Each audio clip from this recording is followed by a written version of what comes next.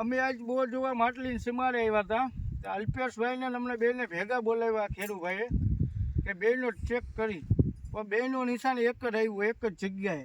એટલે વાતચીત કરી. કેમ છે અલ્પેશભાઈ? મજામાં? મજામાં. કેમ છે ભાઈ? મજામાં. અલ્પેશભાઈ શું કહેવા માગશો આ ભાઈ બે ભેગા બોલાવી એમાં?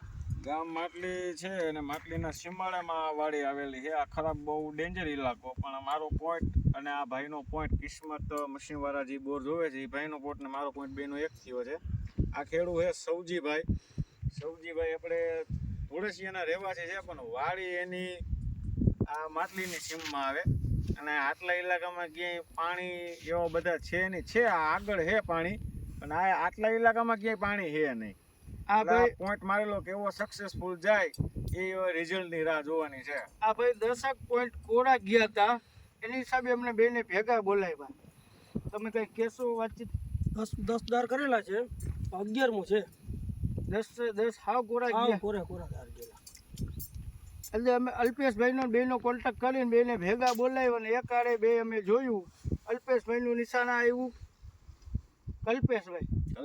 કલ્પેશભાઈનું નિશાન આવ્યું ને અમારું નિશાન આ જ આવ્યું. બે એક જ આવ્યું અને ઊંડાઈ 1100 ફૂટ બતાવે છે. આની અંદર બેનું પાણી થવાની શક્યતા છે.